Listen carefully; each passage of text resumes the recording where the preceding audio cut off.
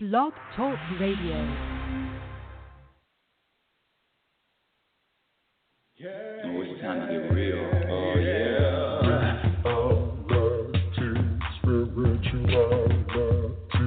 It's a new experience. Spirituality. Yeah, keep your ears open for this one, man.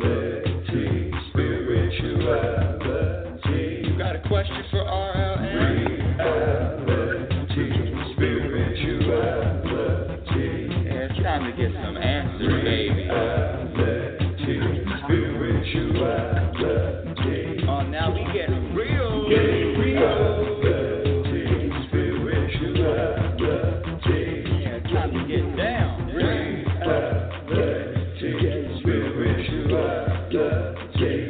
Yeah, you gonna feel good now. Real good. That's what I'm talking about. Time to get real. Welcome, everyone. Welcome to Reality Spirituality. I'm coming to you live from Las Vegas from my cell phone. So I don't know how the sound quality is going to be. Let me just say that right off the top. Yep, I'm in my room at the Red Rock Hotel overlooking mountains, and boy, do I have a show for you today. First of all, let me just start off by saying welcome to Reality Spirituality. My name is Rebecca Lynn Norrington, and I am a happiness specialist. And what does that mean? That means that in every moment, in every waking moment, I am making a choice, a conscious decision to either choose to experience peace, also known as happiness, or not. This life is not about what happens. This life is about your reaction to what happens. Now, if you've listened for a while, and this show has been on, a little over 6 years, believe it or not. And if you've listened and you followed my journey, you know that one of my biggest challenge is how to keep the peace, how to choose peace, how to have a peaceful relationship all the time, not just sometimes, all the time with my mother. Mm-hmm. And years ago when I made the commitment, and I said it is a commitment. It is a commitment to being, it is a commitment to experiencing peace. It is a commitment for me that is what I am about, how to create peace, even in the most difficult and chaotic and in the most challenging circumstances. You know, I teach a class, The Importance of Happiness. I've been teaching this. Is going to be my third year. And our last week, we were talking about, the students were talking about negative people. Now, I hear this all the time. Negative personality, negative energy, and avoidance. I just avoid people like that, people that are fill in the blank, A, B, C, or D, fill in the blank. I'm just going to avoid them. Now, that's fine. Avoidance is a form, but avoidance doesn't create peace. And when you make a conscious effort to avoid a person or avoid a certain circumstances, you're actually just keeping yourself stuck on one level. You're keeping yourself stuck. I have made a vow, this was years ago, maybe 7-8 years ago. I said, when I made my big commitment to just peace and happiness, there were probably 7 or 8 people in my life that could push my button and I would react. I would react in a way that not only it wasn't peaceful for me, but trust me, it wasn't peaceful for the other person. I mean, people know when I'm not at peace, and if I'm upset, people would know. I'm not wasn't one to get angry and, you couldn't tell. No, you knew. Everybody knew. But when I made the commitment, and it is a commitment, and it is a priority, to being happy, I had to look at each individual that was causing me, that was keeping me in a state of, well, I don't like them, I don't like how they're, I don't like I don't like the choices that they're making. And listen to this, I don't like the choices that they're making in their life. The arrogance, I swear to God, the arrogance that I had, that I thought that I could help or teach somebody or make suggestions even when it wasn't asked, even when I wasn't asked. So over the years, I've evolved. And let me say this. Some of those people that I had to, when I say had to, I mean I wanted to. I call it mastering peace, mastering self, mastering other people, mastering the most negative circumstances, the most negative person that you can even imagine, but you can still have peace with them. I'm here to tell you, on whatever day this is, January the 29th, 2017, left hand is up in the air. I have finally finished all of my assignments. Supervisor that I had, another supervisor, another coworker. I could say my own son. I could say past relationships. All of these people, father, all of these people. I included my mother in that. Father, mother, all of these people that I felt that, well, for some reason, would just, sometimes it's just not compatible, right? The energy is not compatible. Everyone I mastered. I can choose to have peace in every single relationship. I've mastered them all, except my own mother. And if you've listened to the show, you know that she disinherited me, and you know that it's a what I think, and it's been a constant battle. But it's not about my mother. See, it's never about the other person.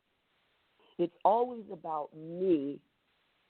It's always about the person in the mirror, and I just had not accepted her yet. I did not accept the fact that she just talks and not self-aware. I mean, all of these things, I just was not accepting of her choices. But again, it's me. There was nothing ever wrong with my mother or who she was or how she was. It was always me and my perception and my choices, what I choose to see and what I choose and my judgments. See, the reason why I had so many problems with her is because I had so many judgments about her. And when I judge, there's no way for me to accept it. It's impossible to be at peace when you are not accepting of the other person, not accepting of life, not accepting of anything. When you are having issues, when you are conflicted, when you're not balanced, it's only because you haven't accepted your reality. My mother is who she is. She's this unique individual that I never accepted. But let me say this. I don't know why I'm yelling at you. Let me say this. I have wanted it. I have desired it. I have worked. I have practiced for decades wanting acceptance. See, my goals or my intention isn't to go out and make friends or to go out and of course, it'd be great to have millions and millions of dollars. But if I could have a choice between mastering a person and finding peace with a woman that's 88 years old now, and I finally got to a point where I can look at her and be accepting, that is a huge... Who can do that? How many people in their lives that they still have issues? I don't care what your title is. See, this is my thing. This is huge for me. So yesterday, I flew in. Just 2 days. I'm only here 2 days. I'm leaving tonight. I'm in California. My mother lives in Las Vegas. And I hadn't been to my mother's house in over a year and a half. I mean, I've talked to her on the phone. We talk not daily, but several times a week. And the conversation has always ended with "I love you, I love you." And so it's not about the feeling of it's not about, well, she doesn't love me. I mean, I don't love her. That's not it. It's even deeper than that. It's to the core, because I'm telling you, my mother needed me. If I needed her, she needed me. We are down. It's that bottom line. But this annoyance with who these people are. See, can I accept people that are honestly not like me? Don't think like me, or just not like me. That's really the issue. Not like my political party, not with my interests. I mean, what are your interests? I mean, listen, this woman loves to watch the Weather Channel. I'm not watching the Weather Channel. What I'm saying is, and I'm yelling is, it's not about are you compatible with them with any external things. Well, yeah, sure, like to watch the Weather Channel, like to golf, like to shop, all of these things that you're compatible with, that has nothing to do with acceptance of another person. See, somebody could be totally different than me or you, but when that acceptance isn't there, when I refuse to accept somebody that is different than me, you can put yourself in that too. You can slide yourself into that too. Then you are keeping yourself stuck. It's not about having a block, but you're keeping yourself stuck on one level of growth. One of my students just told me last week, she says, negative people, I avoid them. I just avoid them. I don't make comments. Yeah, that is one way to do it. But with that decision and with that choice, are you growing? It's impossible to grow staying at the same level. It's impossible to grow to say, I just avoid those people. I mean, you can avoid things forever, but I'm telling you, the way the universe works, you're going to get that thrown in your face eventually. So either you tackle it now, head on, right in the moment, or not. So let me tell you what happened. I have been wanting this finding this balance, finding this peace, being accepting for years.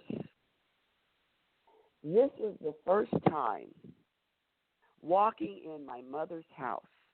Now, one of the things that I love to do is I love to cook for her. And I cooked, I made a decision. I asked her, I said, what do you want, Mom? What do you want? So I planned on making curry chicken. That's what her mother used to make for her. Curry chicken, turkey soup. She wanted macaroni and cheese. I mean, real macaroni and cheese, not that stuff you buy, not the mushy. I mean, real macaroni and cheese from the South. You notice how I put my accent on. Real macaroni and cheese. And I was cooking all day. I mean, first I picked her up. We went to the store. We were probably in the store over an hour buying all the ingredients. And when we got back to the house, she's older and not so sure-footed. So I'm like, Mom, I got the groceries. No, but she wants to help. And in the past, I was like, no, Mom, I got it. Now, my intention, of course, you can feel me. I just want to do the heavy lifting.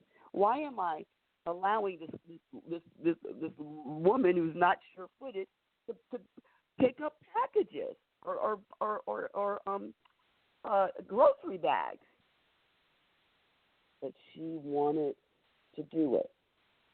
And in the past, I would say, no, I got it. You go in the house with that kind of energy. And even though my intention was good, my energy was, no, this is how we're going to do it. It was more of a dictatorship. I mean, I don't know if you can believe that, but I'm pretty bossy.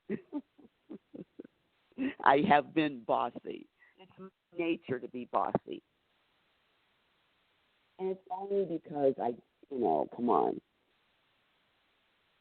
But this woman still wants to feel useful and wants to be able to do. I mean, listen, I know that certain things that I can't do anymore. And I used to, I mourned that. I used to be able to fill in the blank. Me getting in the middle of that and trying to control, even with good intention, was not peaceful. So this time, I did a little bit of different strategy.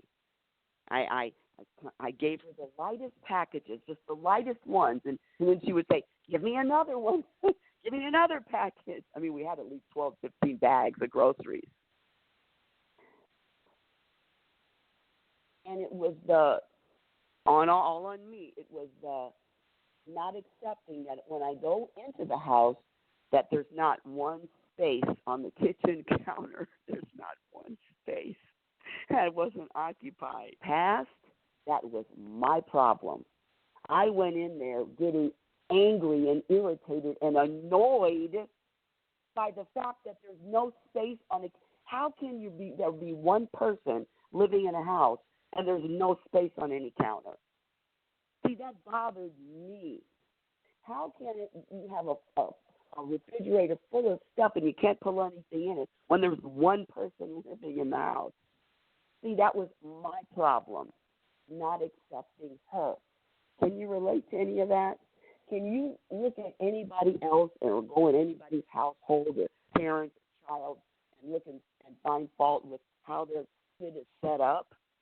I mean, I did all the time, and it would bother me.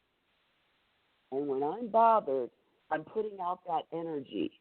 And people can feel that energy of annoyance and bother. And my mother could feel it. And it was my fault. The blame is on me.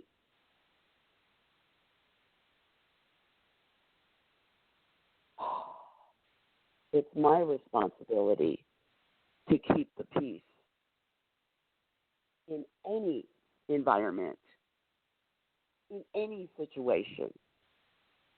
There was never anything that my mother needed to change about her. I'm the one that needed to accept. So, got the groceries in the house, and it was the first time, my dear audience, the first time I was in that house. And they've been in that house since 1990. Well, how many years is that? 17 years. In 17 years, this is the first time yesterday that I walked into that house that is filled with stuff. And it gets filled with more stuff.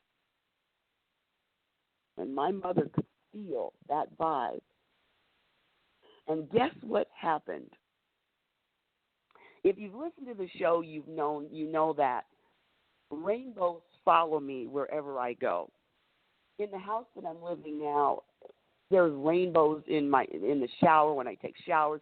There's rainbows in the den. At a certain time of the day, in a certain time in the evening, rainbows just in every room. And yesterday, I was in my parents' home. And had been there for 17 years, and I've been visiting countless times, hundreds of times, and there were rainbows in that kitchen. The sun came through. I don't know. It was 10:30 in the morning, 11. I don't remember the time, but there were rainbows on that refrigerator. There were rainbows on that cabinet. There were rainbows in my parents' house. And it was just the universe telling me,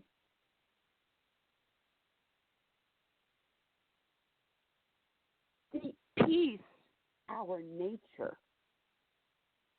It's our nature to be at peace with the world and with other people.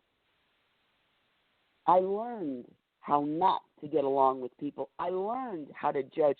I learned how to get annoyed with someone else. And yesterday, Saturday, I learned that I don't have to be annoyed or irritated or bothered by my mother ever again. And I knew that the universe was going to give me this before anything happened to her or me. I knew. And when I saw those rainbows yesterday in that kitchen while I was cooking and she had the news on blasting, I broke down just like I'm breaking down right now. Broke down and I'm crying. And my mother said, "What's wrong?" I said, "Oh, nothing, Mom. Happy tears, Mom. There's rainbows in your kitchen." And she says, "What does that mean?" I said, "Remember I told you rainbows? I remember you telling me rainbows are in your house. I remember, but what does it mean?" She calls me Becky. "What does it mean, Becky?" I said, "It just means that the universe is right here with both of us, and there's a lot of peace and love going on right now." And I looked at her, and I said, "It also means that you're very special, Mom. And I'm very special, too."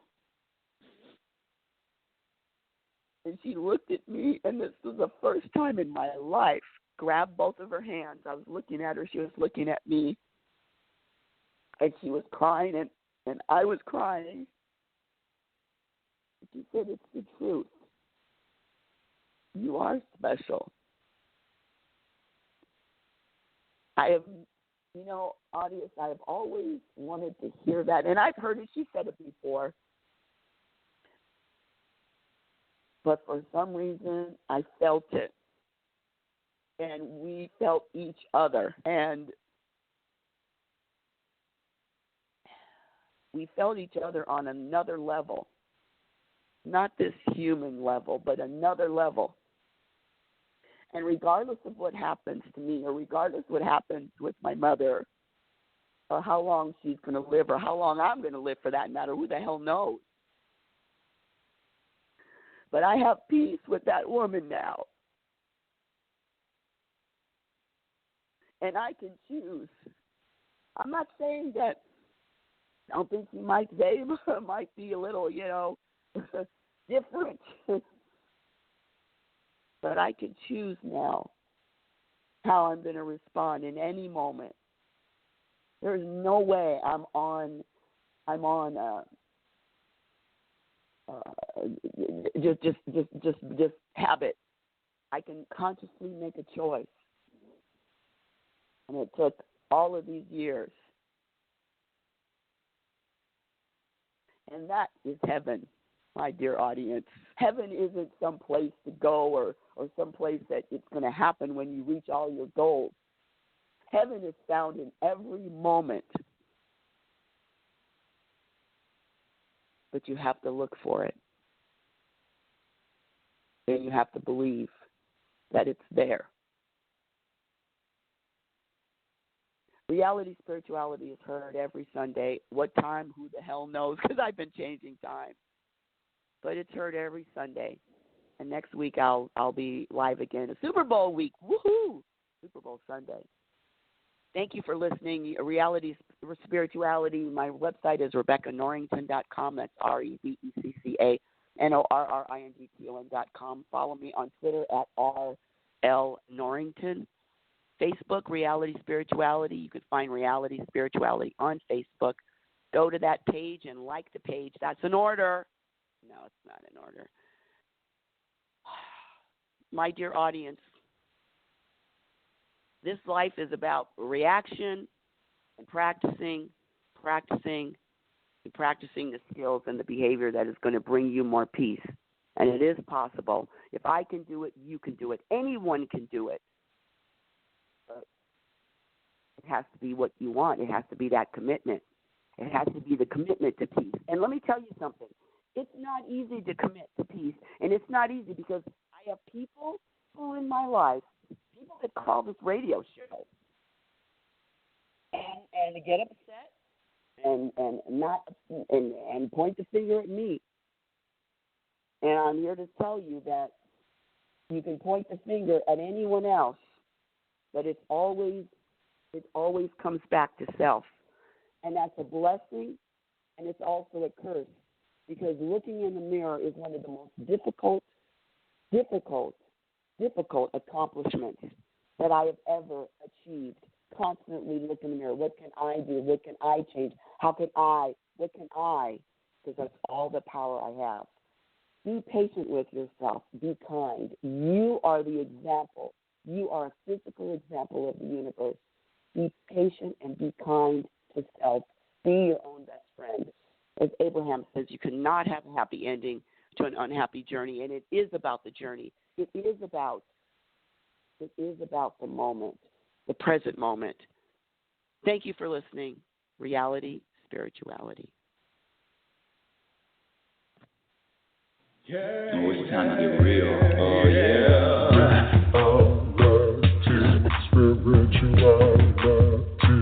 It's a new experience. Reality Spirituality. Yeah, keep your ears open for this one. Reality Spirituality. You got a question for RLN? Reality Spirituality. Yeah, it's time to get some answers, baby.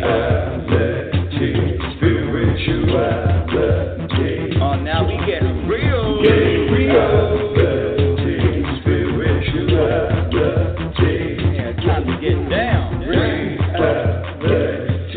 Spirituality. Yeah, you gonna feel good now.